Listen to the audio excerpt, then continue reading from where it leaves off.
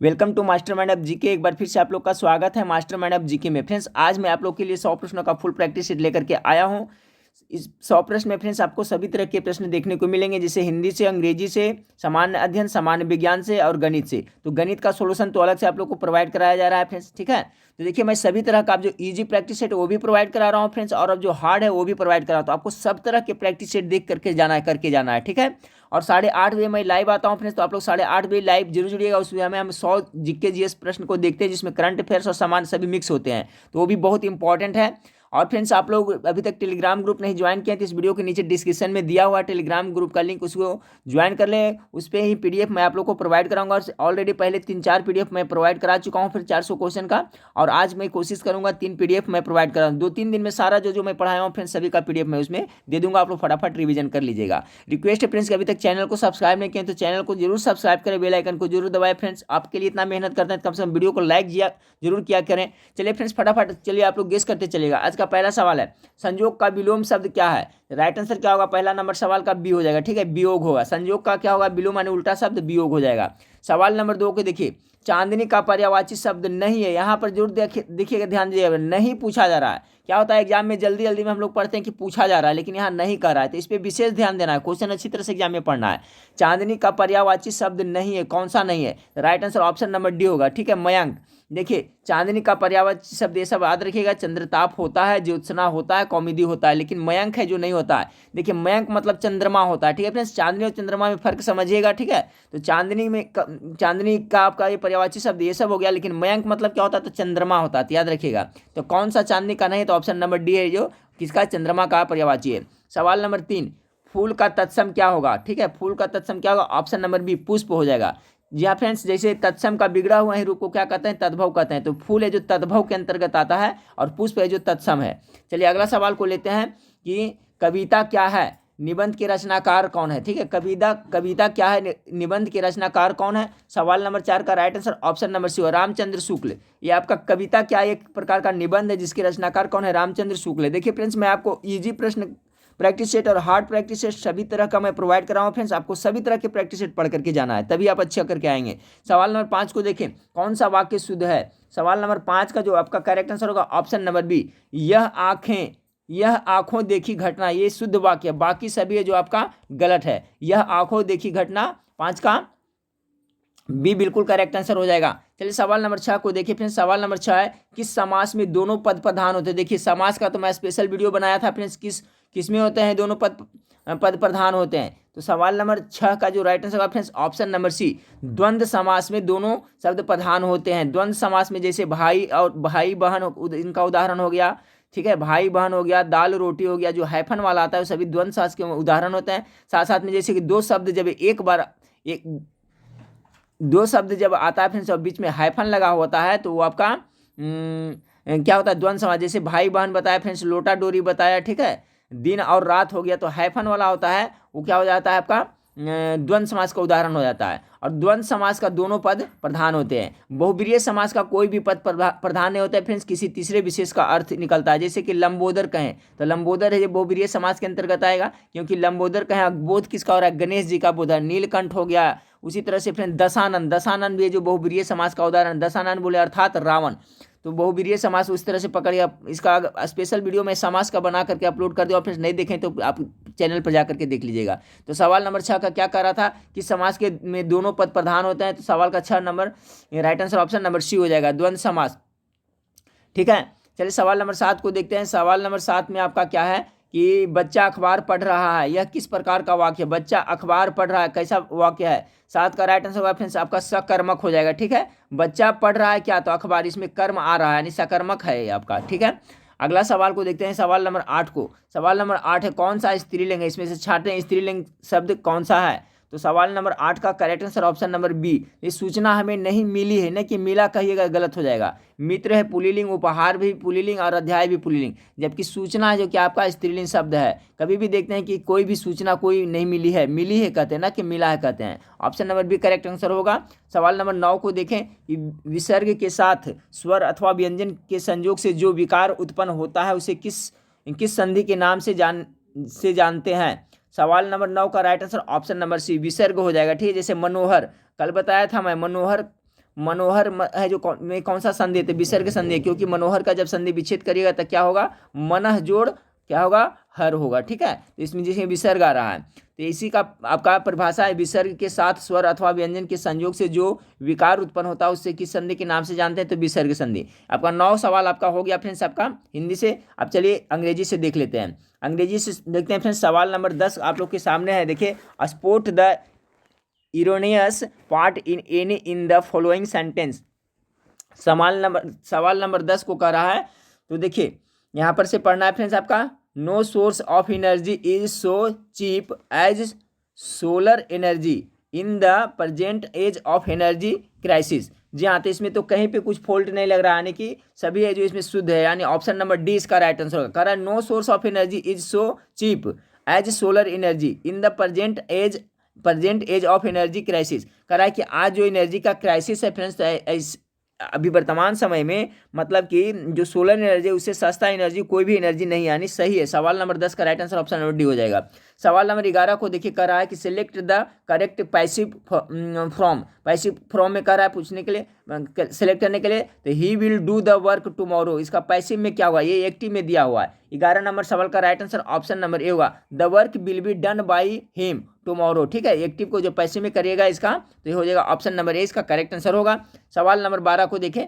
सवाल नंबर 12 आपका फ्रेंड्स की चेंज इनटू इनडायरेक्ट स्पीच, इसको इनडायरेक्ट स्पीच में कर रहा है चेंज करने के लिए। तो 12 नंबर सवाल आपका है कि Nandita said to Nitin can you solve this सम।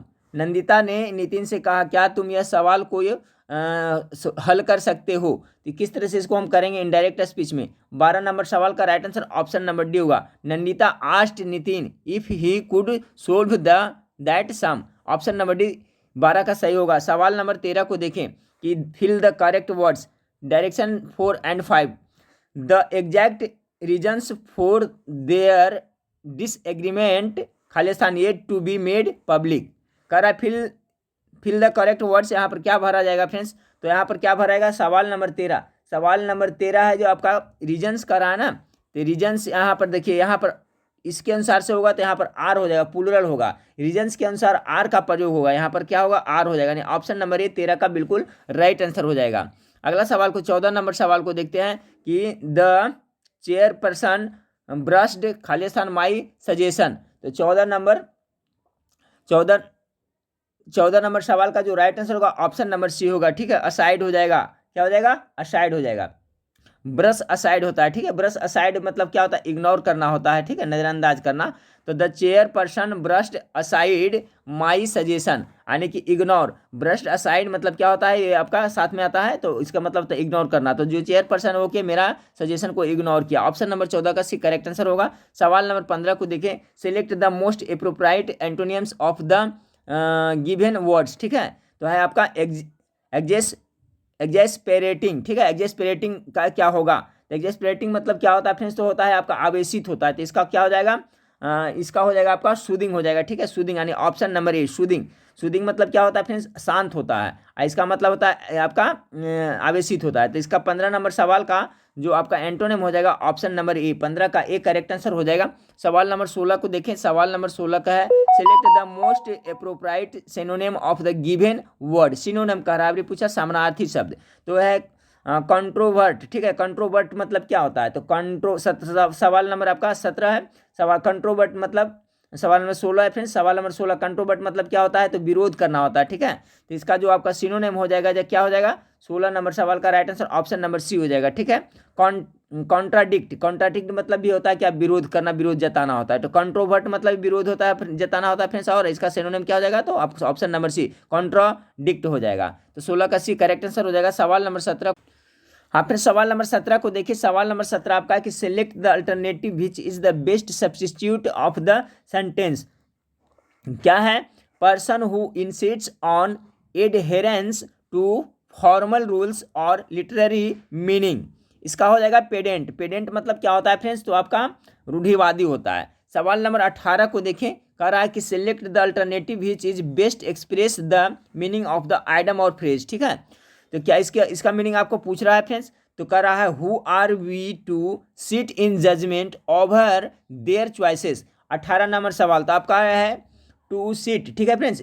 इसका होता है sit in judgement. Sit in judgement के मतलब होता है निर्णय देना या तो बोलना होता है। तो क्या हो जाएगा इसका? ऑप्शन नंबर सी हो जाएगा। चलिए सवाल नंबर अब 19 से देखते हैं फ्रेंड्स। आपका जीके जीएस का आ गया प्रश्न। कह रहा है फ्रेंड्स न्यूटन के गति के कितने नियम है? पहले मैं बताया फ्रेंड्स सभी तरह का आपको प्रश्न करके जाना है, ऐसा नहीं कि जो सिंपल प्रश्न उसको छोड़ के जाना है, सभी को प्रैक्टिस करके जाएं। तो न्यूटन के कितने गति नियम होते हैं फ्रेंड्स? तो न्यूटन के 3 गति नियम होते हैं। याद रखिएगा कितने? 3 गति नियम होता है। न्यूटन के प्रथम गति नियम से बल का परिभाषा मिलता है, ठीक है, याद रखिएगा। जो इंपॉर्टेंट बता देता हूँ, न्यूटन के प्रथम गति नियम से बल के परिभाषा मिलता है। न्यूटन के प्रथम गति नियम को जड़त्व का नियम भी कहा जाता है। न्यूटन के द्वितीय गति नियम से फ्रेंड्स आपका बल का व्यंजक प्राप्त होता है, यानी बल का फॉर्मूला सूत्र किससे प्राप्त होता है? न्यूटन के द्वितीय गति नियम से। तो ये भी जरूर याद रखिएगा, टोटल 3 नियम होते हैं।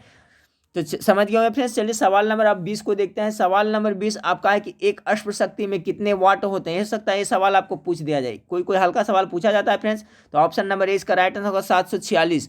सवाल नंबर 21 को देखिए, इंद्रधनुष में बाहर की ओर कौन सा रंग होता है? 21 नंबर सवाल का right answer option number C, बाहर की ओर क्या होता है आपका?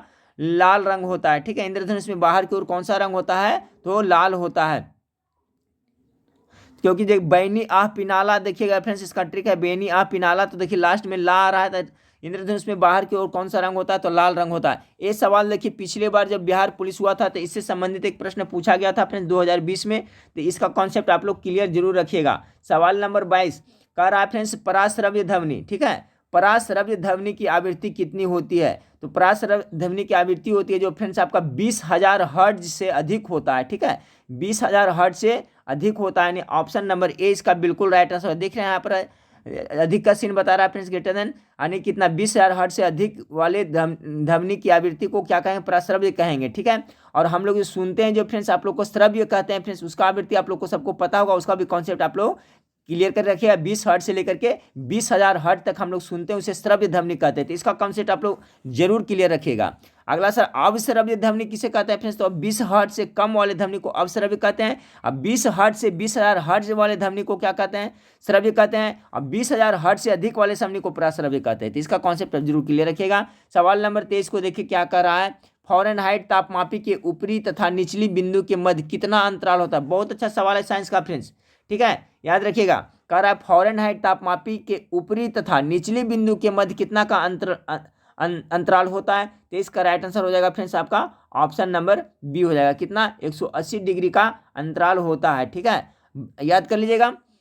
अगला सवाल को 24 नंबर सवाल को देखें कि 24 नंबर सवाल आपका है फ्रेंड्स के रेडियो सक्रिय पदार्थ भंडारित करने के लिए बने पात्र इससे बने होते हैं। बहुत अच्छा सवाल ये भी, किससे बने होते हैं जिसमें रेडियो सक्रिय पदार्थ भंडारित किया जाता है? 24 नंबर सवाल का right answer option number D, lead का, शीशा का बना होता है। सवाल नंबर 25 को देखें कि स्टेनलेस स्टील में निम्न में से कौन सा तत्व मौजूद नहीं रहता है? स्टेनलेस जो स्टील होता है उसमें कौन सा तत्व मौजूद नहीं होता है? 25 नंबर सवाल का right answer option number B, tungsten उसमें मौजूद नहीं रहता है। सवाल नंबर 26, हाँ फ्रेंड्स, तो सवाल नंबर 26 देखिए। सवाल नंबर 26 बहुत अच्छा सवाल है फ्रेंड्स, गेस करें। उन तत्वों के समूह को छाटिए जिसमें केवल धातु है। कौन सा समूह में केवल धातु है? तो सवाल नंबर 26 का फटाफट गेस करें फ्रेंड्स। तो इसका जो राइट आंसर होगा ऑप्शन नंबर डी हो जाएगा, ठीक है। इसमें सभी धातु है, जैसे बी हो गया बेरिलियम, बी से बेरिलियम एक धातु है, सी से कैल्शियम एक धातु है, ए और आपका एस आर से अस्ट्रांसियम एक धातु है, और सोडियम भी क्या है? धातु है। बहुत ही तेज अभिक्रियाशील वाले धातु है सोडियम फ्रेंड्स, सभी को पता है। तो ऑप्शन नंबर डी इसका बिल्कुल राइट आंसर होगा। सवाल नंबर 27 को देखें, रासायनिक परिवर्तन के साथ होते हैं, क्या होते हैं? सवाल नंबर 27 पढ़ देता हूँ फ्रेंड्स। नए प्रकार के पदार्थ का निर्माण, ये भी सही है। निकाय की एंथैल्पी में पर ये भी सही है। पदार्थ के रासायनिक गुणों में परिवर्तन, सभी सही है फ्रेंड्स। सवाल नंबर 27 का राइट आंसर डी। इस टाइप का प्रश्न पूछा जा सकता है कि जब रासायनिक परिवर्तन होता है फ्रेंड्स तो क्या होता है आपका? नए प्रकार के पदार्थ का निर्माण होता है। निकाय की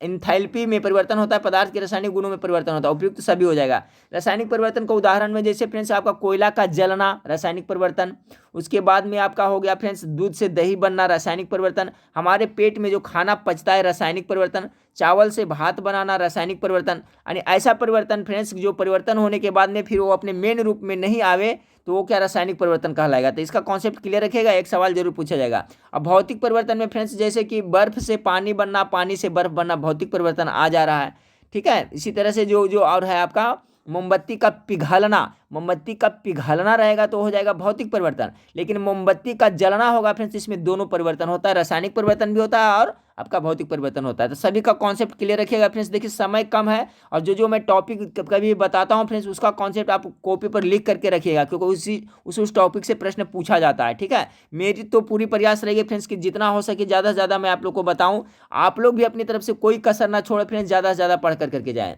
ठीक है, सवाल इसलिए फ्रेंड्स मैं आपको सभी तरह से सिलेबस के अनुसार प्रोवाइड करा रहा हूँ, वेबसाइट पे भी क्वेश्चन डाल रहा हूँ फ्रेंड्स, वीडियो भी आप लोग को मास्टर वीडियो भी प्रोवाइड करा रहा हूँ, लाइव क्लास भी ले रहा हूँ। ठीक है, और ये सब पढ़ाई फ्रेंड्स ध्यान रखिएगा, आपका जो रेलवे ग्रुप डी में उसमें बहुत काम आएगा। ठीक है, और जो भी एग्जाम है उसके लिए, ऐसा नहीं कि सिर्फ बिहार पुलिस के लिए। जो स्टूडेंट अभी से कंटिन्यू पढ़ते चलेंगे हमारे चैनल पर भी फ्रेंड्स, और यहीं भी पढ़ते रहे, कंटिन्यू पढ़ते चलेंगे, उनका बेस बहुत अच्छा आगे चल के होने वाला है फ्रेंड्स, इसलिए आप लोग जुड़े रहिएगा। तो सवाल नंबर 28 का राइट आंसर क्या होगा कि गन मेटल किसका मिश्र धातु है। 28 नंबर सवाल का राइट आंसर क्या हो जाएगा फ्रेंड्स, ऑप्शन नंबर बी हो जाएगा। ठीक है, गन मेटल है जो आपका किसका मिश्र धातु होता है, तो आपका ऑप्शन नंबर बी। Cu से क्या हो गया फ्रेंड्स, तांबा हो गया, कॉपर हो गया। उसके बाद में Sn से क्या हो गया, टीन हो गया, और Zn से क्या हो गया, जिंक हो गया। तो याद रखिएगा फ्रेंड्स, देखिए इसमें इसका मैं थोड़ा सा डिटेल बताता हूँ। गन मेटल किसका मिश्र धातु है, तो आपको कॉपर, टीन और जस्ता का ये मिश्र धातु है। 28 का बी हो जाएगा, जिसमें कॉपर सबसे ज्यादा होता है। गन मेटल में पूछा जाता है, गन मेटल में सबसे ज्यादा कौन सा धातु होता है, 88%। 88% क्या होता है आपको, तांबा होता है। उसके बाद में 10% लगभग क्या होता है, टीन होता है, और मात्र 2% होता है जो जिंक होता है। अगर पूछे आपसे फ्रेंड्स कि गन मेटल है जो किसका मिश्र धातु है, तो कॉपर, टीन और जस्ता का है, जिसमें सबसे ज्यादा मात्रा में कौन होता है फ्रेंड्स, तो कॉपर ही होता है। ठीक है, ये भी जरूर याद रखिए, 28 का बी करेक्ट आंसर होगा। सवाल नंबर 29 को देखें। सवाल नंबर 29 है, किसको ग्लूकोज के साथ गर्म करने पर रजत दर्पण बनता है। बहुत अच्छा सवाल है फ्रेंड्स, इस टाइप का हो सकता है सवाल पूछा जाए, किसको ग्लूकोज के साथ गर्म करने पर रजत दर्पण बनता है। 29 नंबर सवाल का राइट आंसर होगा फ्रेंड्स ऑप्शन नंबर क्या, डी हो जाएगा। टॉलेन अभिकर्मक को गर्म करने से रजत दर्पण बनता है। 29 नंबर सवाल का जो आपका राइट आंसर हो जाएगा फ्रेंड्स ऑप्शन नंबर डी हो जाएगा। सवाल नंबर 30 को देखें, कह रहा है फ्रेंड्स C60 के एक अणु में कितने षटकोणीय एवं पंचकोणीय आकृति होता है। तो सवाल नंबर 30 का राइट आंसर याद कर लेगा, इस टाइप से पूछता है तो फ्रेंड्स ऑप्शन नंबर ए, 20 षटकोण होता है, 12 पंचकोण होता है। ठीक है, ये आप लिख करके याद कर लें, हो सकता है ये सब क्वेश्चन डायरेक्ट हूबहू पूछा जाता है। तो 30 का राइट आंसर ऑप्शन नंबर ए हो जाएगा। अगला सवाल को लेते हैं। अगला अपने सवाल नंबर 31 को देखिए, कह रहा है कि निम्न कार्बोक्सिलिक अम्लों को उनकी अम्लीय क्षमता के घटते हुए क्रमों में लिखिए। ठीक है, अम्लीय क्षमता को घटते हुए क्रम में लिखना है। तो अजीब सा क्वेश्चन है फ्रेंड्स, देखिए इसमें कहीं पे उसे डायरेक्शन दिया है नहीं, डायरेक्ट ऐसे दे दिया, तो इसमें कैसे हम लोग पता करें। ऐसे मैं बता देता हूँ फ्रेंड्स घटते हुए क्रम में, ठीक है, आप लोग समझ जाइएगा। तो सबसे ज़्यादा किस में होता है अम्लीय क्षमता फ्रेंड्स, सबसे ज़्यादा होता है आपका ब्यूटायरिक अम्ल में होता है। ठीक है, ब्यूटायरिक अम्ल होता है। उसके बाद में किसके अम्ल में होता है, उसके बाद में एसेटिक अम्ल में होता है। ठीक है, उसके बाद क्या होता है, एसेटिक अम्ल में होता है। उसके बाद में फिर फ्रेंड्स आपका हो गया, इसके बाद में आपका हो जाएगा क्लोरोएसेटिक अम्ल में होता है। ठीक है, और फिर सबसे कम किस में होता है फ्रेंड्स, तो आपका फ्लोरोएसेटिक अम्ल में होता है। ठीक है, तो इस तरह से होगा। क्वेश्चन में इसको डायरेक्शन दे करके देना चाहिए फ्रेंड्स, इस नहीं दिया है, चलिए लेकिन मैं बता दिया फ्रेंड्स, उसको याद रखें। सवाल नंबर 32 को देखें, निम्न में से कौन सा योगात्मक बहुलक है। 32 नंबर सवाल बहुत अच्छा सवाल है फ्रेंड्स, योगात्मक बहुलक कौन सा है। तो सवाल नंबर 32 का राइट आंसर ऑप्शन नंबर हो जाएगा क्या, सी हो जाएगा, पीवीसी। ठीक है, पीवीसी है जो आपका योगात्मक बहुलक है। 32 का right answer option number C हो गया। सवाल नंबर 33 को देखें, CO2 यानी कार्बन डाइऑक्साइड में कार्बन की संकरण व्यवस्था क्या होती है।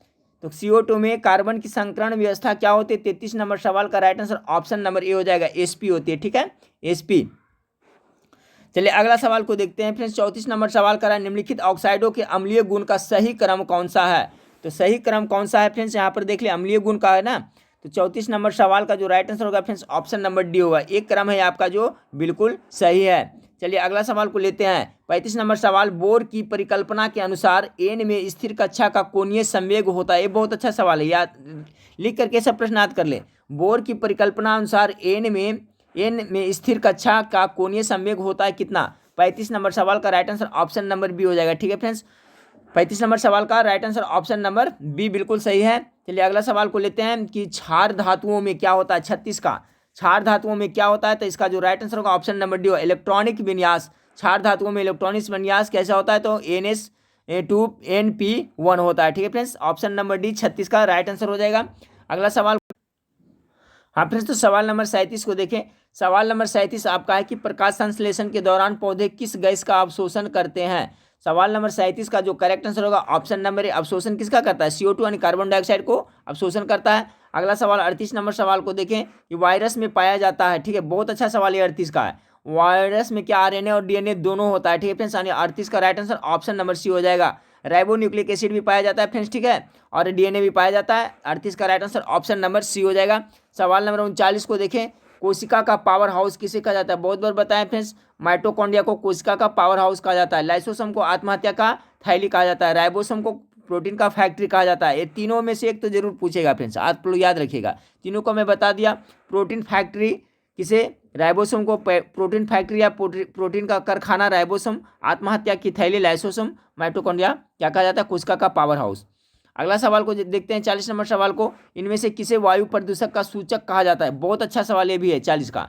तो किसके कहा जाता है फ्रेंड्स, तो लाइकन का, लाइकेन को क्या कहा जाता है, वायु प्रदूषण का सूचक कहा जाता है। सवाल नंबर 41 को देखें, इनमें से कौन एक रूपांतरित तना है। ऐसा सवाल तो एक जरूर पूछेगा तना से संबंधित, तो आलू है जो क्या एक रूपांतरित तना है। आलू का हम लोग तना खाते हैं, और आपका जैसे कि गाजर हो गया, मूली हो गया, ये सब का हम लोग क्या खाते हैं, जड़ खाते हैं। गाजर मूली क्या है, जड़ का उदाहरण है, हम लोग खाते हैं, ये सब याद रखिएगा। मिनी माता रोग किसके प्रदूषण से फैलता है, सभी जानते हैं पारा से फैलता है फ्रेंड्स। 42 का right answer option number B होगा। आ गया फ्रेंड्स H1N1 इसके द्वारा होता है, किसके द्वारा होता है। 43 नंबर सवाल देखिए, H1 और N1 है जो क्या है फ्रेंड्स, स्वाइन फ्लू है। ठीक है, स्वाइन फ्लू नामक बीमारी है। ये क्या है, ऐसा समझ लीजिए, H1 और N1 क्या एक स्वाइन फ्लू बीमारी है। तो स्वाइन फ्लू बीमारी किसके कारण से होता है। 43 का राइट आंसर ऑप्शन नंबर ए हो जाएगा। ऑप्शन नंबर ए वायरस से हो जाएगा, याद रखिएगा, अच्छा सवाल है।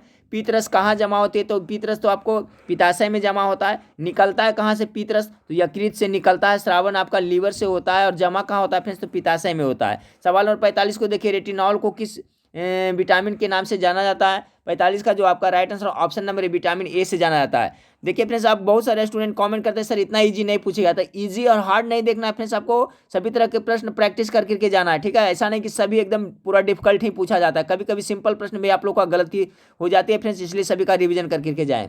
45 नंबर सवाल, रेटिनॉल को किस विटामिन के नाम से जाना जाता है। 45 का राइट आंसर ऑप्शन नंबर ए हो जाएगा, विटामिन ए का रेटिनॉल हो जाता है फ्रेंड्स। ठीक है, विटामिन सी को अस्कॉर्बिक एसिड हो जाता है। ठीक है, विटामिन डी और विटामिन ई सभी का मैं बताया हुआ हूँ फ्रेंड्स, सब याद रखिएगा। विटामिन डी का कैल्सीफ्रॉल हो जाता है, विटामिन ई का टेकोफ्रॉल हो जाता है, तो सबका याद रखें। अगला सवाल को देखते हैं कि केकड़ा किस संघ का जीव है, इससे सवाल भी एक पूछा जाता है। तो केकड़ा मोलास्का संघ क्या आता है। ठीक है, ऑप्शन नंबर ए बिल्कुल राइट आंसर होगा। 47 नंबर सवाल को देखिए, इनमें से कौन सा रेशा पौधे के तने का उत्पाद नहीं है। ठीक है, कौन सा है जो रेशा, इनमें से कौन सा रेशा पौधे के तने का उत्पाद नहीं है, कौन सा रेशा। 47 नंबर सवाल का राइट आंसर ऑप्शन है कपास, कपास है जो नहीं है उसका। ठीक है, पटसन, सन, जूट, ये सब है। चलिए 47 का डी हो गया। सवाल नंबर 48 को देखिए, मशरूम एक प्रकार का क्या होता है, तो क्या होता है, फंगी होता है, कवक होता है ना। 48 का राइट आंसर ऑप्शन नंबर ए हो जाएगा। अगला सवाल को लेते हैं, बिहार में 1857 के विद्रोह को सर्वाधिक महत्वपूर्ण नेता कौन थे, कुंवर सिंह। ये सवाल कैसा भी एग्जाम हो उसमें पूछ ही दिया जाता है। ठीक है, कुंवर सिंह।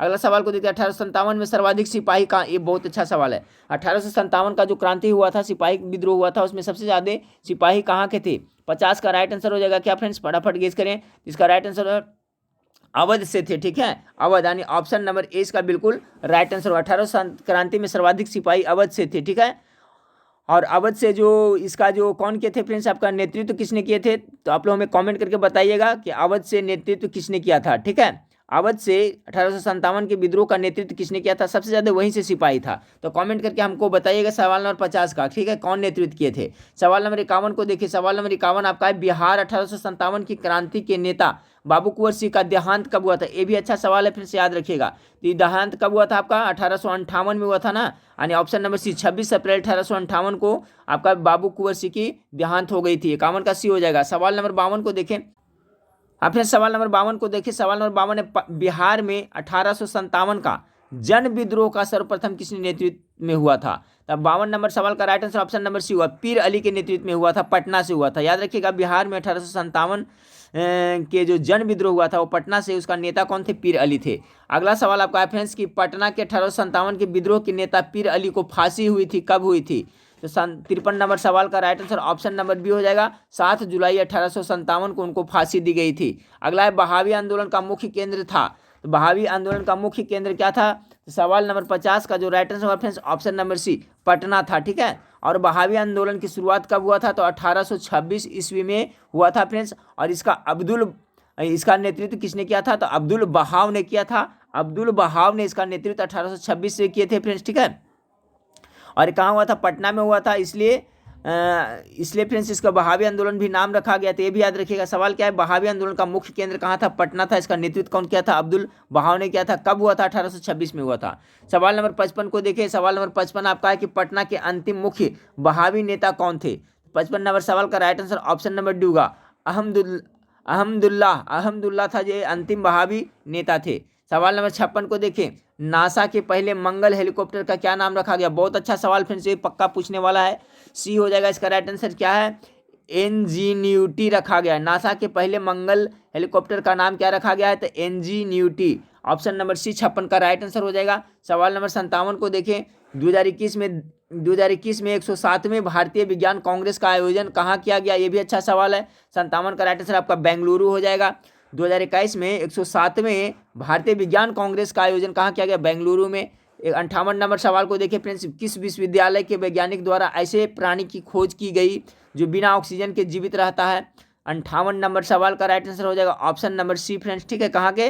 तो आपका हार्वर्ड विश्वविद्यालय। 58 का राइट आंसर होगा सी। हार्वर्ड विश्वविद्यालय के वैज्ञानिक ने एक ऐसा प्राणी खोजा है फ्रेंड्स जो बिना ऑक्सीजन को जीवित रह सकता है ना? चंभे वाली बात। चलिए सवाल नंबर 59 को देखें कि प्रवाल द्वीप इनमें से क्या होते हैं? तो क्या होते हैं? प्रवाल द्वीप होते हैं। 59 नंबर सवाल का right answer option number D होगा, अंतःस्थलीय समुद्र होते हैं, प्रवाल द्वीप होते हैं जी। ठीक है, 59 नंबर सवाल का राइट आंसर। अच्छा सवाल है फ्रेंड्स। और देखिए प्रवाल द्वीप होता है जो क्या है? मूंगा से बना हुआ होता है। याद रखिए प्रवाल द्वीप जो है मूंगा से बना होता है और अंतःस्थलीय समुद्र होता है। तो सवाल 59 का right answer option number D हो जाएगा। अब चलिए सवाल नंबर 60 है। सुंदर जलडमरू किनके बीच स्थित है? सवाल नंबर 60 का राइट आंसर क्या होगा? फटाफट गेस करें। सुंडा जलडमरू किसके बीच स्थित है? 60 का right answer option number B होगा, जावा तथा बोर्निया के बीच में है। ठीक है, सुंडा। अगला सवाल को लेते हैं फिर 61 नंबर सवाल की निम्नोक्त में से किसे तूफानी चालीसा कहा जाता है? ये देखिए सवाल बहुत अच्छा हो सकता है पूछा दिया जाए। तूफानी चालीसा किसे कहा जाता है फ्रेंड्स? गेस करें। 61 नंबर सवाल का जो आपका राइट आंसर हो जाएगा फ्रेंड्स ऑप्शन नंबर ए हो जाएगा। ठीक है, आपका दक्षिणी गोलार्ध में 40 डिग्री से 60 डिग्री दक्षिण के बीच चलने वाली हवाओं को तूफानी चालीसा कहते हैं। अगला सवाल को लेते हैं फ्रेंड्स 62 नंबर। टाइगा वन में कौन से वृक्ष पाए जाते हैं? ये भी बहुत इंपॉर्टेंट है और पक्का ही पूछा जाएगा। 62 नंबर सवाल। टाइगा वन में आपका कौन सा वृक्ष पाए जाते हैं? तो इसका जो राइट आंसर होगा फ्रेंड्स ऑप्शन नंबर बी हो जाएगा, मृदकाष्ठ एवं मृदकाष्ठ वृक्ष पाए जाते हैं। सवाल नंबर 62 का राइट आंसर ऑप्शन नंबर हो जाएगा। ठीक है, टाइगा वन एक ऐसा होता है सदाबहार वन होता है, यहाँ पाया जाता है आपका मृदु काष्ठ वृक्ष। मृदु मतलब क्या होता है? तो मुलायम होता है। ठीक है फ्रेंड्स, तो याद रखिए टाइगा वन में। और जो टाइगा वन के जो वृक्ष होते हैं फ्रेंड्स उनके पत्तियां जो होते हैं क्या होते हैं? नुकीली होते हैं, याद रखिएगा। ठीक है, कैसे होते हैं? नुकीली होते हैं। अगला सवाल को देखते हैं फ्रेंड्स आपका कि जलडमरू, ठीक है, से क्या अभिप्राय है? जलडमरू से क्या अभिप्राय है? 63 नंबर सवाल का जो आपका राइट आंसर होगा ऑप्शन नंबर बी हो जाएगा, दो भूखंडों को विभाजित करने वाली जल की पट्टी को क्या कहते हैं? जलडमरू कहते हैं। याद रख ले फ्रेंड्स, अच्छा सवाल है। जलडमरू से आप लोग क्या समझते हैं? तो दो भूखंडों के विभाजित करने वाले जल पट्टी को जलडमरू कहते हैं। 63 का right answer option number B हो गया। सवाल नंबर 64 को देखिए फ्रेंड्स। 64 नंबर सवाल, भारत के राष्ट्रपति पद की चर्चा किस अनुच्छेद में? बहुत अच्छा सवाल। 64 नंबर सवाल का राइट आंसर हो जाएगा ऑप्शन नंबर ए, अनुच्छेद 52 में भारत के राष्ट्रपति पद की चर्चा की है। ध्यान से याद कर लें, अनुच्छेद 52। अगला सवाल है अनुच्छेद 243 में किस संस्था की व्याख्या की गई है? तो अनुच्छेद 243 कितना बार मैं बता चुका हूँ फ्रेंड्स, चलिए फटाफट गेस करें। अनुच्छेद 243 का क में किस संस्था की चर्चा की गई है? तो सवाल नंबर 65 का राइट आंसर क्या होगा फ्रेंड्स? तो ऑप्शन नंबर आपका बी हो जाएगा। ठीक है फ्रेंड्स, क्या हो जाएगा? 243 का बी हो जाएगा, ग्राम सभा के बारे में। 65 नंबर सवाल का, भारत में पंचायती राज पद का और अर्थ क्या होता है फ्रेंड्स? ग्रामीण संस्थाओं से। तो आपका ग्रामीण सभा से संबंधित है, अनुच्छेद 243 हो जाएगा। ठीक है, 243 का कब पूछ रहा है ना, तो क्या हो जाएगा आपका? ग्राम सभा से संबंधित है। 65 का right answer option number B हो जाएगा फ्रेंड्स। अगला सवाल को लेते हैं। अगला सवाल है कि लोकसभा में अनुसूचित जातियों और अनुसूचित जनजातियों के लिए स्थानों का आरक्षण की व्यवस्था किस अनुच्छेद में किया गया है? लोकसभा में, ये बहुत इंपॉर्टेंट है, लोकसभा में अनुसूचित जातियों और अनुसूचित जनजातियों के लिए स्थानों की आरक्षण किस अनुच्छेद में किया गया? 66 नंबर सवाल का राइट आंसर ऑप्शन नंबर ए हो जाएगा फ्रेंड्स। ऑप्शन नंबर कितना? 330 के तहत। अगला सवाल है, अनुच्छेद 280 द्वारा किस आयोग की रचना की गई है? तो वित्त आयोग हो जाएगा। 67 का right answer option number C हो जाएगा। 280 में वित्त आयोग हो सकता है सवाल पूछ दिया जाए। अगला सवाल को देखें, उच्चतम न्यायालय की स्थापना और गठन किस अनुच्छेद द्वारा किया गया है? ये भी इंपॉर्टेंट सवाल है। उच्चतम न्यायालय यानी सुप्रीम कोर्ट के बारे में पूछ रहा है। तो 68 का right answer option number A होगा, अनुच्छेद 124। ठीक है, उच्चतम न्यायालय है ना 68, इसका हो जाएगा राइट आंसर ऑप्शन नंबर ए। अगला है, नीति आयोग का गठन किस प्रधानमंत्री के द्वारा किया गया? तो 69 नंबर सवाल का हो जाएगा option number D, Narendra Modi ने नीति आयोग का गठन किया। अगला है फ्रेंड्स, हाँ फ्रेंड्स, तो सवाल नंबर आप 70 को देखिए। सवाल नंबर 70 है आपका कि भारत में जीएसटी कब से लागू हुआ है? तो ऑप्शन नंबर सी इंपॉर्टेंट सवाल है, 2017 से लागू हुआ था। भारत में जीएसटी लागू करने वाला प्रथम राज्य कौन सा है? तो असम है फ्रेंड्स, ये भी याद रखिएगा। और एक सवाल जो पूछा जा सकता है, जीएसटी है जो किस प्रकार का कर है? ये सवाल तो हो सकता है 100% पूछ दिया जाए। जीएसटी है जो किस प्रकार का कर है फ्रेंड्स? ठीक है, तो ये एक अप्रत्यक्ष कर का उदाहरण, याद रखिए जीएसटी। जीएसटी है जो अप्रत्यक्ष कर का उदाहरण है, ये भी जरूर याद रखें। सवाल नंबर 71 को देखिए। सवाल नंबर 71 आपका है फ्रेंड्स कि भारत में राष्ट्रीय आय की गणना का कार्य कौन करता है? 71 नंबर सवाल का right answer option number A होगा, राष्ट्रीय आय की गणना कौन करता है? केंद्रीय सांख्यिकी संगठन करता है। सवाल नंबर 72 को देखें कि भारत में सबसे पहले मानव विकास रिपोर्ट जारी करने वाला राज्य कौन सा है? भारत में सबसे पहले मानव विकास रिपोर्ट जारी करने वाला राज्य कौन सा है? 72 का right answer option number B, Madhya Pradesh हो जाएगा। इंपॉर्टेंट सवाल है, याद रखिएगा, मध्य प्रदेश।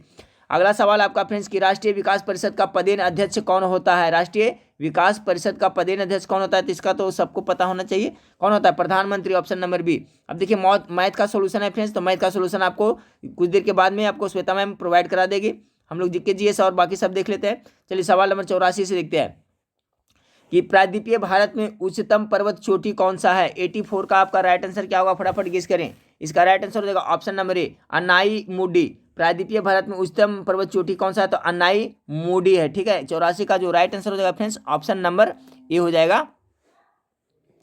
और जो अनाई मुडी है फ्रेंड्स, इसकी ऊंचाई अगर कभी पूछे तो ये भी याद रखिए 2600 कितना 95 मीटर है। ठीक है, यह है कितना 2695 मीटर ऊंची है फ्रेंड्स। ठीक है, और यह है जो नीलगिरी के दक्षिण में अन्नामलाई पहाड़ी में स्थित है, अनाई मुडी, ये भी जरूर याद रखिएगा। अगला सवाल को देखिए, 85 नंबर सवाल है, कपास के उत्पादन के लिए सबसे अच्छी मिट्टी कौन सी होती है? काली मिट्टी, ऑप्शन नंबर ए 85 का राइट आंसर होगा। सवाल नंबर 86 को देखें।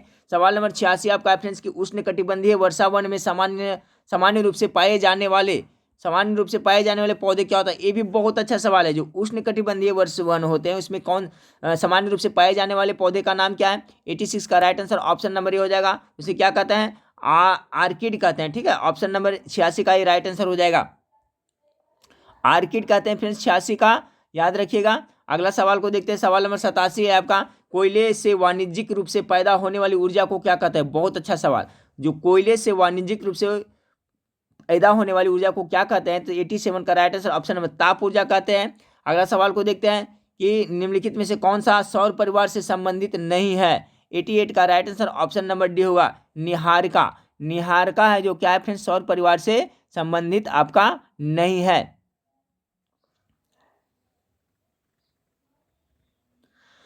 सवाल नंबर 88 का राइट आंसर क्या होगा फ्रेंड्स? ऑप्शन नंबर डी होगा, निहारिका।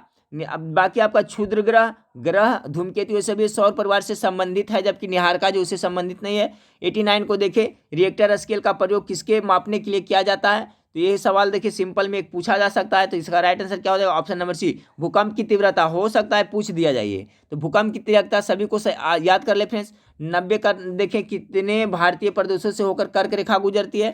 तो 90 का तो सभी को पता होगा फ्रेंड्स। चलिए कितना होगा? ऑप्शन ए में 6, बी में 8, सी में 7 और डी में 9।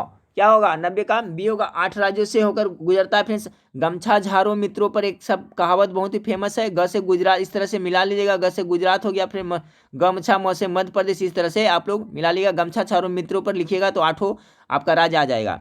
तो सवाल नंबर 90 का right answer option number B हो गया। सवाल नंबर 91 को देखें, शिवालिक पहाड़ियां निम्न में से किसका हिस्सा है? 91 नंबर सवाल का right answer option number C हुआ, हिमालय का है फ्रेंड्स। शिवालिक पहाड़ियां जो किसका है? तो हिमालय का हिस्सा है ना।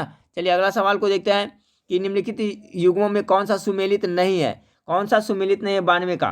तो 92 का जो आपका, मैं पढ़ते चलता हूँ फ्रेंड्स, आपका 92 का पहले राइट आंसर बताता हूँ, option number C. Option number C है जो आपका 92 का जो सम्मिलित नहीं है, ठीक है, आपका ये सम्मिलित नहीं है, नाथुल्ला दर्रा, ठीक है। अब बाकी देखिए सिपी कल्ला हिमाचल प्रदेश में पड़ता है फ्रेंड्स, ये बिल्कुल सही है। बॉमडिल्ला अरुणाचल प्रदेश में ये पड़ता है। नाथुल्ला मेघालय नहीं पड़ता है। जो जिला जम्मू कश्मीर में पड़ता है, ठीक है फ्रेंड्स। नाथुल्ला दर्रा, तो नाथुल्ला दर्रा कहाँ, सिक्किम में पड़ता है, सभी को पता है। तो सम्मिलित मेघालय दे दिया है, तो आपका इसका राइट आंसर क्या होना चाहिए, होना चाहिए आपका सिक्किम होना चाहिए। तो सब याद रखिएगा फ्रेंड्स, पूछा जाता है सीपी कल्ला हिमाचल प्रदेश, बॉमडिल्ला अरुणाचल प्रदेश, नाथुल्ला सिक्किम, जो जिला जम्मू एंड कश्मीर। 93 नंबर सवाल को देखिए फ्रेंड्स, सिंधु घाटी की सभ्यता को आर्यों से पूर्व रखे जाने का महत्वपूर्ण कारण क्या है। 93 का right answer option number C हो जाएगा, तांबा। सिंधु घाटी की सभ्यता को आर्यों से पूर्व रखे जाने का महत्वपूर्ण कारण क्या है, तो आपका है तांबा है, ठीक है फ्रेंड्स। 94 को देखें फ्रेंड्स आपका कि मौर्य साम्राज्य के ध्वंस के पश्चात कई आक्रमणों की श्रृंखला रही। भारत पर सबसे पहले आक्रमण निम्नलिखित में से किसने किया था। तो 94 का जो करेक्ट आंसर हो जाएगा ऑप्शन नंबर ए, किसने किया था, तो बैक्ट्रियन ग्रीक ने किया था। ऑप्शन नंबर ए इसका करेक्ट आंसर होगा। चलिए 95 नंबर सवाल को देखते हैं। सवाल नंबर 95 को देखिए फ्रेंड्स, किस व्यक्ति को द्वितीय अशोक कहा जाता है। बहुत अच्छा सवाल है फ्रेंड्स, पूछा जा सकता है ये। 95 का हो जाएगा कनिष्क को क्या कहा जाता है, द्वितीय अशोक भी कहा जाता है, ठीक है। 95 का right answer option number D हो जाएगा। अगला सवाल को देखते हैं 96 नंबर सवाल क्या आपका। 96 नंबर सवाल आपका है कि सविनय अवज्ञा आंदोलन के समय भारत का गवर्नर जनरल कौन थे। 96 का right answer option number D हो जाएगा, इरविन थे, ठीक है। सविनय अवज्ञा आंदोलन के समय भारत का गवर्नर जनरल कौन थे फ्रेंड्स, तो 30-31 में कौन थे आपका, इरविन थे ना। ऑप्शन नंबर डी इसका राइट आंसर होगा। 97 आपका है फ्रेंड्स कि अमृतसर शहर की स्थापना किसने की थी। बहुत अच्छा सवाल है। तो 97 का राइट आंसर ऑप्शन नंबर होगा, गुरु रामदास ने किया था। याद करिएगा, हो सकता है सवाल पूछ दिया जाए, अमृतसर शहर की स्थापना किसने किया था, तो गुरु रामदास ने किया था ना। 97 का जो राइट आंसर होगा फ्रेंड्स ऑप्शन नंबर ए हो जाएगा। 98 को देखते हैं, 98 नंबर सवाल को देखते हैं। 98 नंबर सवाल आपका है कि ओलंपिक खेलों की शुरुआत किस देश से हुई थी। 98 का right answer option number C हो जाएगा, ठीक है, यूनान से हुआ था। 99 आर्म्स एक्ट निम्न में से किस व्यवसाय के कार्यकाल में पारित हुआ था, ठीक है। आर्म्स एक्ट है जो निम्न में से किस वायसराय के कार्यकाल में पारित हुआ था। 99 नंबर सवाल का right answer option number C हो जाएगा, ठीक है फ्रेंड्स, यानी लॉर्ड लिटन के शासनकाल में। याद रखिए आर्म्स एक्ट किस वायसराय के कार्यकाल में पारित हुआ था फ्रेंड्स, तो लॉर्ड लिटन है जो आपका राइट आंसर हो जाएगा, ठीक है। अगला सवाल को लेते हैं जो फ्रेंड्स इस वीडियो का लास्ट सवाल है आपका कि वर्ष 1760 ईस्वी में किस युद्ध में अंग्रेजों ने फ्रेंच सेना को हराकर उनकी शक्ति को भारत में प्रायः समाप्त कर दिया था। तो 1760 में कौन सी लड़ाई हुई थी फ्रेंड्स, आप लोग को पता होगा, वांडीवस की लड़ाई हुई थी ना। ऑप्शन नंबर सी इसका करेक्ट आंसर हो जाएगा, ठीक है फ्रेंड्स। तो देखिए आपका मिला जुला करके अच्छा प्रैक्टिस था, इसमें सभी तरह को प्रश्न आपको देखने को मिले। तो आपको मैं बताया फ्रेंड्स कि जो इजी सेट है उसको भी करके जाएं, जो हार्ड सेट है उसको करके जाएं, सभी तरह के प्रश्न आप करके जाएं। कभी कभी क्या होता है फ्रेंड्स, आप रिवीजन इजी वाला को छोड़ देते हैं और इजी प्रश्न भी आप एग्जाम में गलत करके आते हैं। तो पढ़ने में क्या हर्ज है फ्रेंड्स, सभी को आप इजी भी रहे और हार्ड भी रहे, सभी को पढ़ करके जाइएगा। कुछ देर के बाद में आपको करंट अफेयर्स का भी प्रश्न आपको मिल जाएगा फ्रेंड्स, ठीक है। 40 प्रश्न, उसका पार्ट 1 अपलोड कर दिए हैं, पार्ट 2 अभी तुरंत मैं अपलोड करने वाला हूं इसके बाद, ठीक है। तो नेक्स्ट वीडियो में फिर मिलता है, देखने के लिए थैंक यू, धन्यवाद।